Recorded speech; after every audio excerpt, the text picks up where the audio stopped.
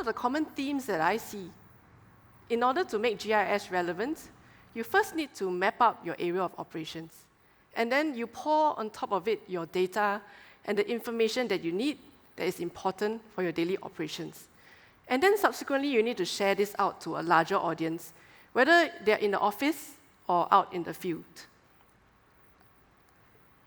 And this is a very critical first step, especially in the area of emergency management, homeland security, and public safety.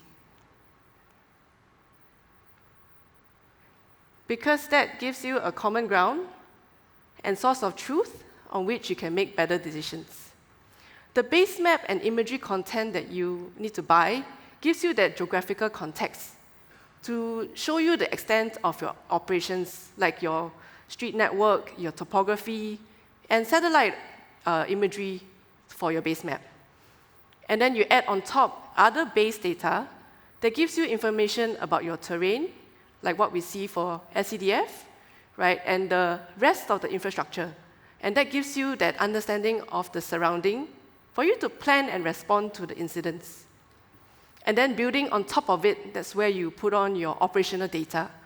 That gives you information about the resources that you have on hand to manage and minimize the impact of any emergency.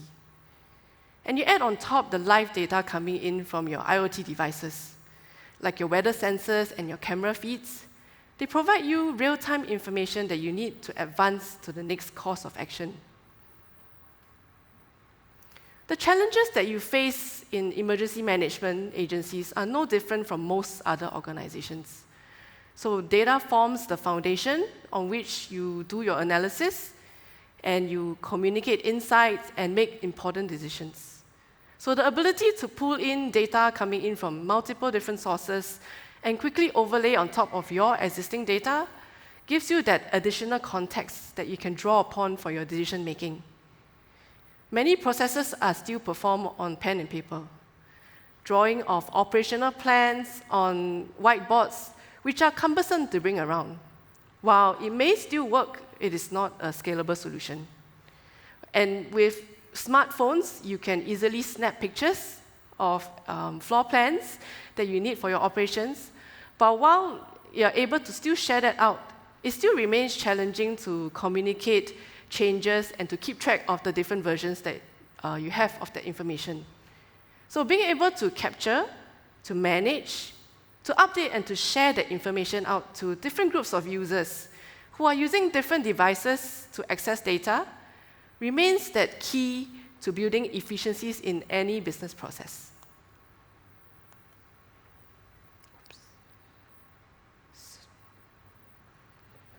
Sorry.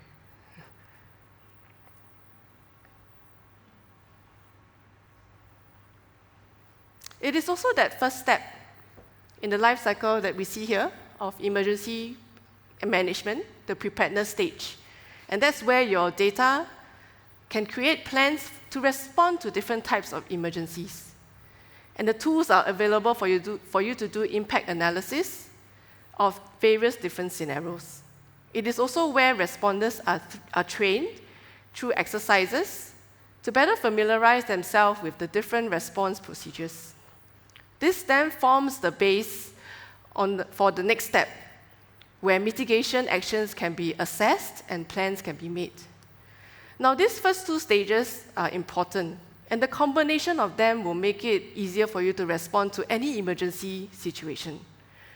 At the response stage, this is where it's important for you to have data sharing and collaboration capabilities with situational awareness, to provide real-time data updates back to the command center for you to make decisions on the next step. And lastly, on the recovery stage is where we try to restore things back to what it was before, go back to business as usual. It is also where all the data that you captured during that emergency can be reviewed, and you can conduct your after-action reviews to identify the gaps and make improvements to cater for any future incidents. Now, these insights that you gather from your after-action reviews, they flow back, right? It's a cycle.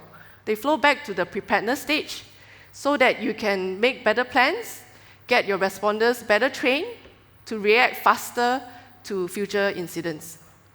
Now, this life cycle that you see here, although we say it's an emergency management life cycle, it's not unique to just emergency management agencies. It can be applied to many different kinds of situations like incident management, outage management, and any other forms of missions like climate resilience.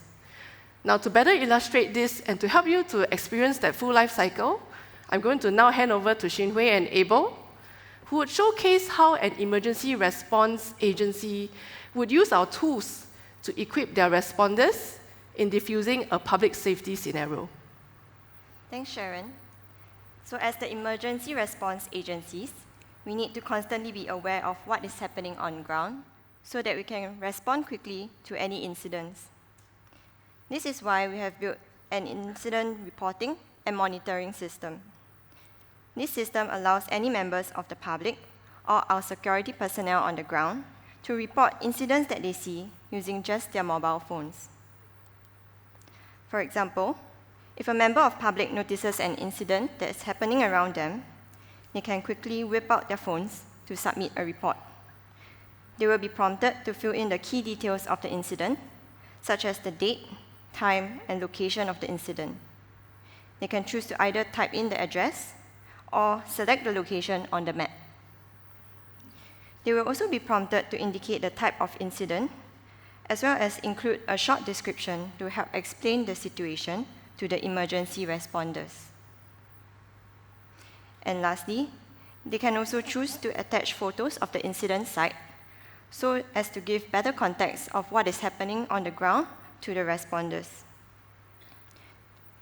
The report is then submitted and will be received by the command center.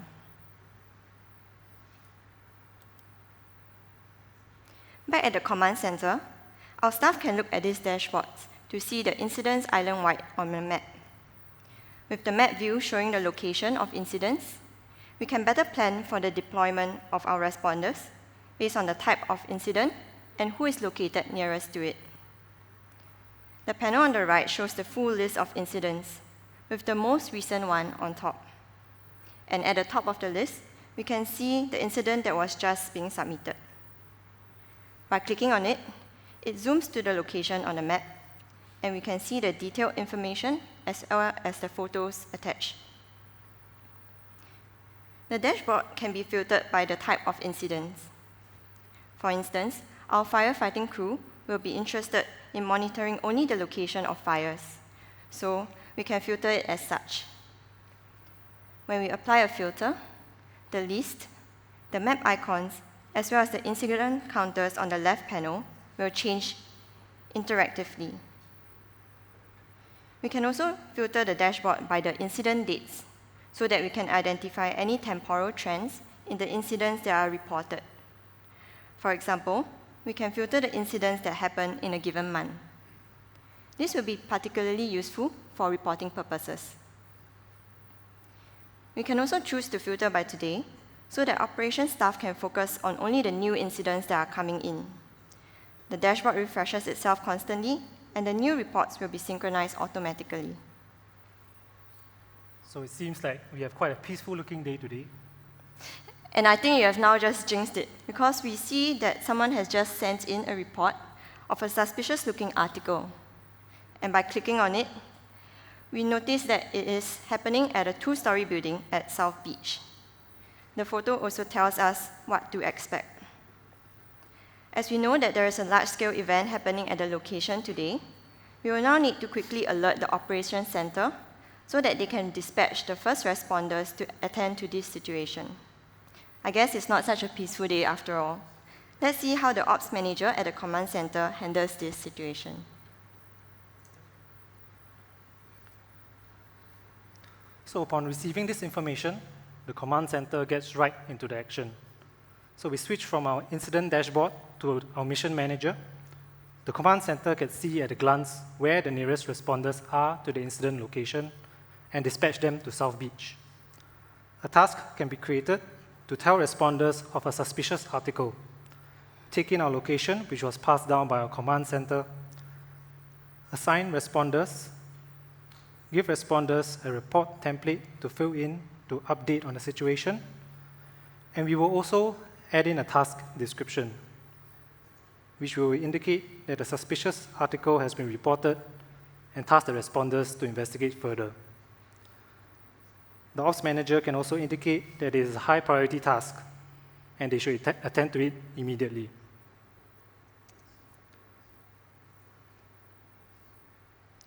So after this task is sent out by our ops manager, the mission responders instantly receive a notification on their device, alerting them of this high priority task that they have been assigned to.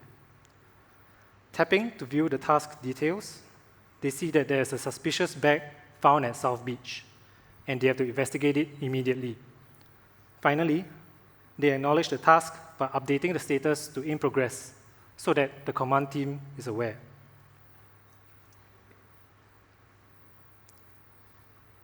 So apart from assigning tasks, ops managers in the command center are also given the ability to communicate directly with the assigned responders using the chat function, giving them further information such as pictures of how the suspicious package looks like, and if required, mark out the specific area to provide further context. As this is an urgent situation, we will mark this as an important message and send it out to our mission responders.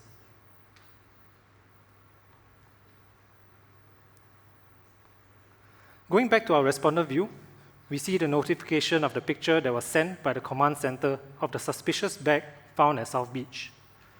The responders can now see how the bag looks like and know what to expect when they reach the incident location.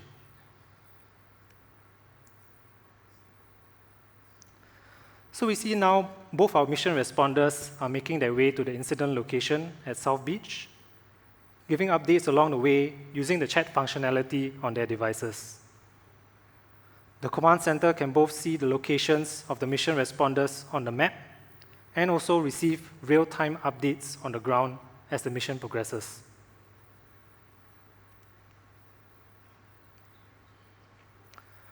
On arrival at the incident location, the responders quickly make their way to the location where the suspicious bag was found. Going back to the task that was assigned to them, they can start to fill in the tactical summary report. Assessing the situation, they carefully approach the bag and deduce that the bag contains approximately 12 kg of TNT explosives. To provide even more details, they can choose to take a picture and send the information back to the command center, informing them that the bomb threat is a legitimate one and is not a false alarm. So while our first responders attempt to calm all our VVIPs down at the incident location, let us go back to the command center to see how they are using all this new information they have received.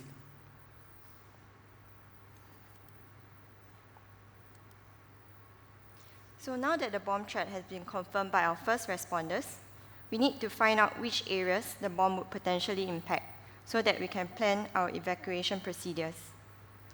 We have created a custom tool using the model builder in ArcGIS Pro to simulate this bomb blast radius. With this tool, first of all, we need to know the bomb location on the map. Thankfully, the earlier incident report has provided the location of the bomb, and the location is put automatically into the map. Next, the tool requires the type of explosive and the weight of explosive to be input as parameters. And based on our ground responders' inspection, they found out that the type of explosive is TNT, and the weight is approximately 12 kg. So with these inputs, we can now run the analysis. The analysis runs and the outputs are generated. The orange circle shows the bomb blast area based on our calculations. The buildings highlighted in blue are the buildings within the blast zone, and these are where we need to evacuate people from.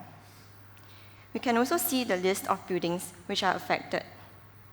And with this, we can hand over the reports to the team in charge of the emergency evacuation so that they can do their analysis and update the responders on the ground.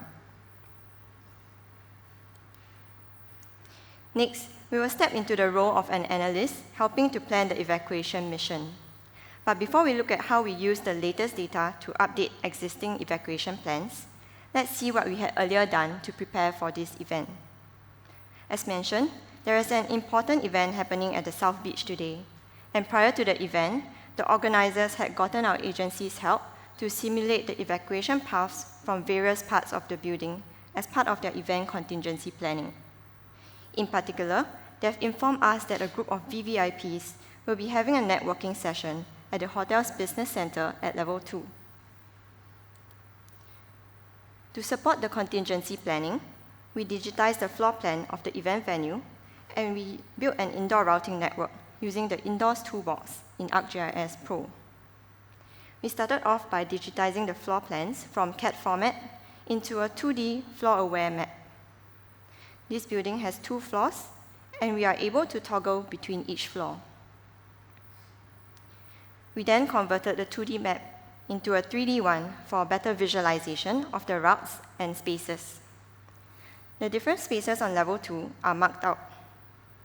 On the right side, there is the business center where the VVIPs are being hosted. There are also 2 sets of escape staircases and a set of lifts. To generate the evacuation routes, we first needed to plot in the starting points of the evacuation. We wanted to generate the routes from various points at level 2, such as the business center, the toilet, the bar, as well as the hotel function room. Next, we needed to define the endpoint, which should be a safe gathering point for everyone. We have plotted out the location of the bomb shelters in Singapore, and they are indicated with the purple icons. Upon inspection, the nearest bomb shelter is at City Hall MRT station, so this is where we have defined our endpoint to be. Now that we have defined both the start and end points, we will save our edits. One thing to note is that in an emergency, we would typically advise against using the lifts. So to make sure that the evacuation routes do not go via the lift, we added a restriction to restrict elevator usage. Finally, we click on Run to generate the evacuation routes. The routes have been generated and are shown in purple. Based on the generated routes, we noticed that people coming from the business center and the toilets are guided to escape via staircase 2, whereas people coming from the bar and the hotel function room are guided to escape via staircase 1. However, based on the latest update from our ground responders, we now know that the bomb was actually deposited at staircase 2 of the building, and this renders some of the escape paths now invalid. We will now need to regenerate the escape paths by cordoning off staircase 2 in order to ensure that everyone can get to safety. Thankfully, the work that we had earlier done in the planning stages is still useful, and we just need to do a quick update.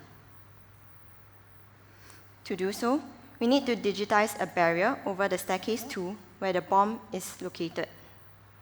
This will ensure that the route generation will exclude the use of this staircase. After we have digitized the barrier, we can save our edits and then rerun the tool again.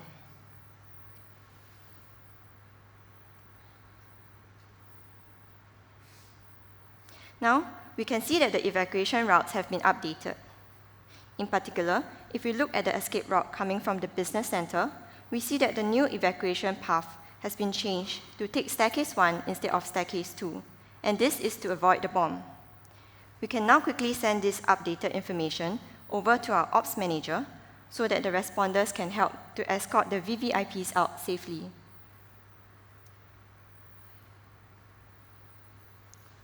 So this new information on a new escape route is relayed to our mission responders at South Beach, and they are able to see which is the quickest route to the nearest bomb shelter they should take all our VVIPs and guests to. The ops manager gives the command to the responders to start evacuating all the guests to the nearest bomb shelter at City Hall MRT station. To more clearly communicate where the responders should evacuate all the personnel to, the ops manager can also highlight an area on the map so that the responders can easily see where they should head towards. So now here we see the responders start to move and evacuate the VVIPs and guests to the bomb shelter at City Hall, following the planned route that is given to them. However, the moment I say that, for some reason, one of our mission responders seems to have gone off course. But it's okay for now because it still seems to be heading in the general direction of City Hall. As before, the responders can update their status as they proceed to their planned location. So one quick word about the chat messages that you see now on the right. What's different about this chat compared to other messaging platforms is that the messages are geolocated. What this means is as the responders update the command center through the chat function, the location of where they sent the message from is stored together with the message, providing additional information that can be useful for our mission after action review.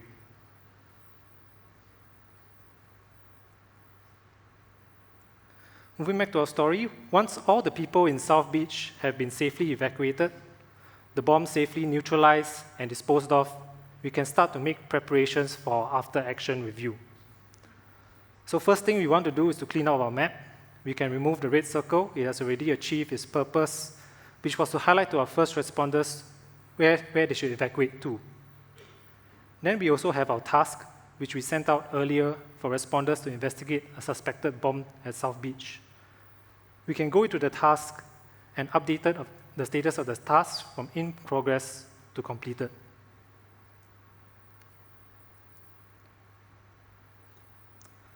Part of our after-action review is to also look at our missions dashboard.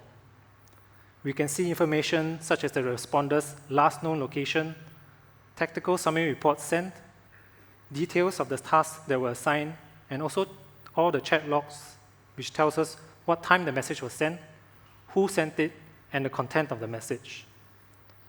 This dashboard is useful for planning and seeing what went on during the mission, and to make sure that we are capturing everything that happened during the mission.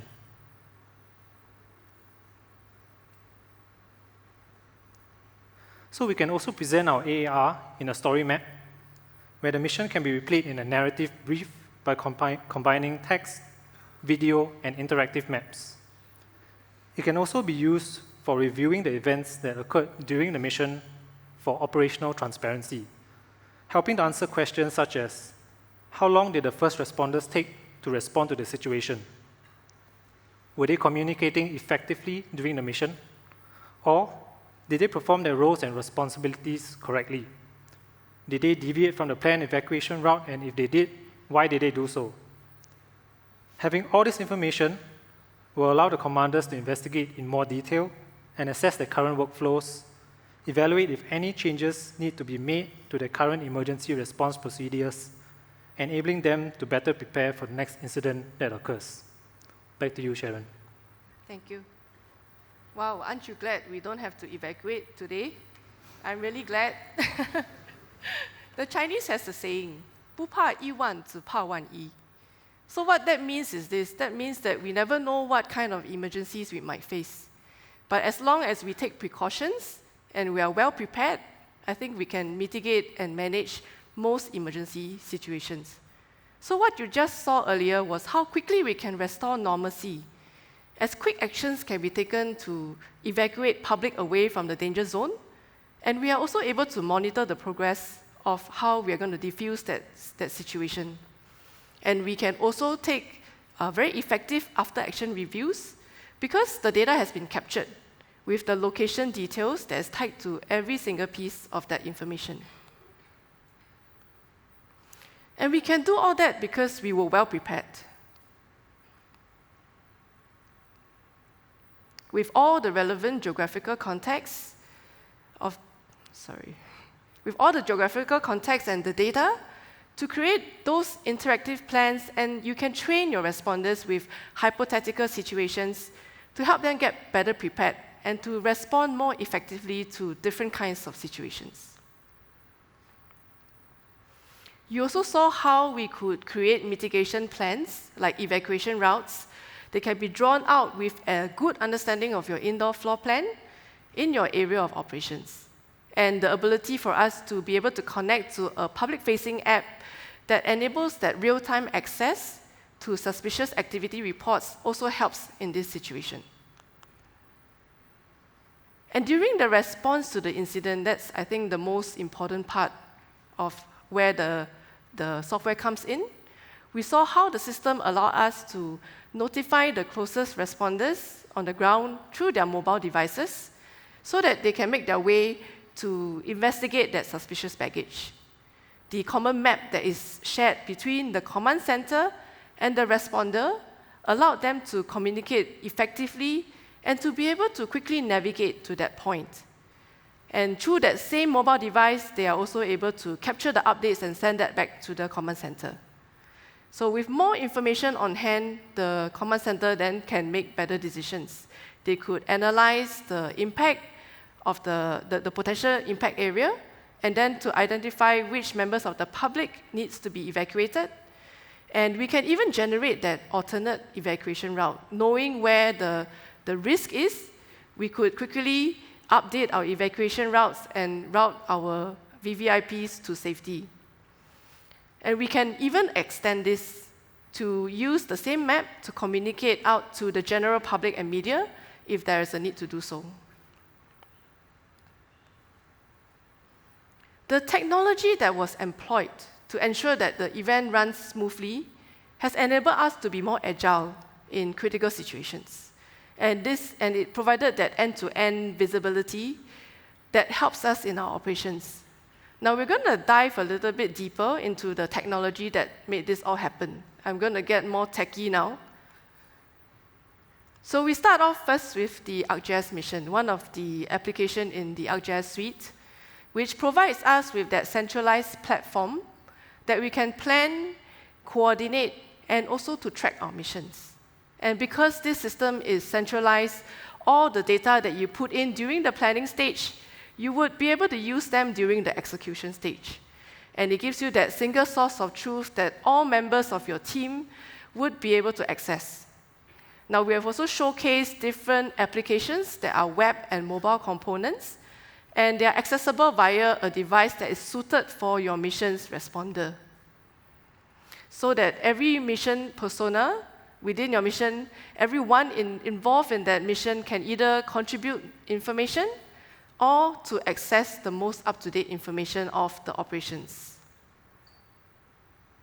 During the planning stage of the mission commander and his team will have all the tools to put into their operation plans and to analyze them for mitigation purposes.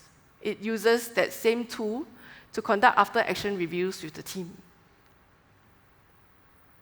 For the responders, who are the eyes and the ears on the ground, the mission responder is a mobile app that you can access the same set of information as the mission commander.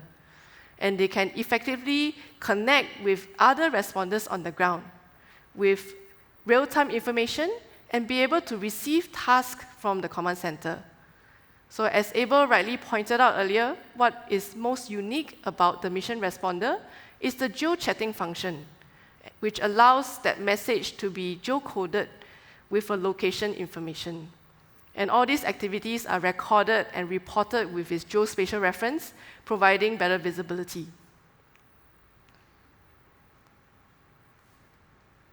So back in the command center, the ArcGIS mission allows the commander a bird's-eye view of the operations, with real-time updates coming in from the responders, with information from the ground, and other kinds of data feeds.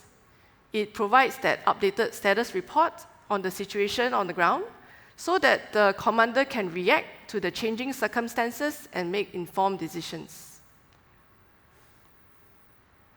We also use ArcGIS indoors to support our mission today. It brought that mapping capability indoors, allowed us to have that indoor floor-aware maps. It not only can aid you in a missions management situation, but it's useful for facilities operations as well, where you can map out your assets and be able to keep track of where they are. In the earlier demo, we used the Pro extension of ArcGIS Indoors to first create that indoor floor plan, and then to create that indoor routing dataset for your evacuation route planning. It has the tools for you to import your CAD or BIM files, to create the floor plans from there, aligned with our information model, so that you can automatically generate the indoor route, which you can also use for wayfinding. And part of that indoor suite is our newest component called the floor plan editor. We know that indoor spaces do get changed as it gets reconfigured or renovation happens. So maintaining of the floor plans in the GIS is a lot simpler than having to import CAD files, updated CAD files into your system all the time. So this is what we have the floor plan editor for. The other components of indoors include web applications for the users to view your indoor spaces and to be able to route from point to point. And there are two flavors of it, the viewer and the kiosk, that is meant to use in different circumstances. We also have the space planner, which allows you to better plan your space utilization and to allocate indoor spaces. There is an indoors mobile app as well, which comes with the Apple and the Android variation, allowing users to have access to the same indoor map and also to routing capabilities. And the mobile app can be further enhanced if you have an indoor positioning system. This gives you that blue dot experience that locates where you are in the indoor map, and you can also share that location out to others in much the same way that you do it outdoors using GPS.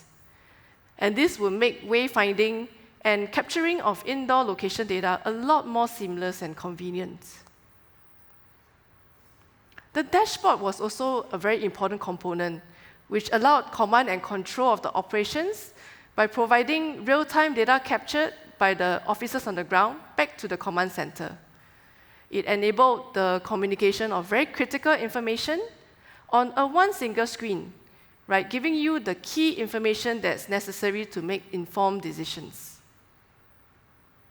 It was able to do this because we could bring in data from various sources onto a single map. And this same map is being used by members of the mission, and they can access the dashboard along with the live information updates from the responders on the ground, with that real-time location and sensor information, allowing you to coordinate work across your team. All of these ArcGIS components work together seamlessly. They're fully integrated across the whole management lifecycle. And this is made possible because we are built on top of an enterprise-grade GIS system that can collate data in the central location and share it out to all users accessing that same piece of information.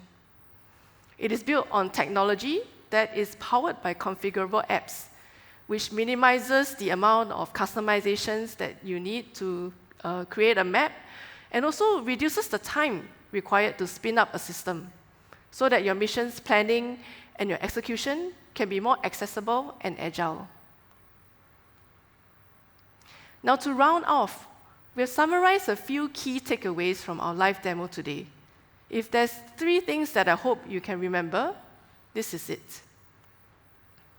So firstly, ArcGIS provides that location intelligence that you can quickly map out and share where an incident has occurred so that the nearest resources can be deployed to respond to an incident. And this saves precious minutes and seconds, which makes a whole world of difference in preventing any catastrophic effects of any emergency. Using a centralized platform, the sharing and collaboration capabilities that are innate in ArcGIS enables you to share that out to various user groups so that they can gain access to the same up-to-date information about the incident. It helps you to communicate a lot more effectively with that same point of reference. And adding to it an integrated system, enabling the real-time communication between responders and responders back to the command center, this further enhances the efficiency of the operations. And on that same common interface, the real-time information that's coming in makes available that updated data on which you can do analysis. This is required so that you can achieve the best outcome in managing any emergency. So at this point, you might be wondering, if our products and technology is only applicable to those who are in public safety or having to manage any emergency response situations, while we may not have demonstrated the other use cases, ArcGIS product suite is flexible enough for you to configure for different kinds of scenarios, like incident management or large-scale operations.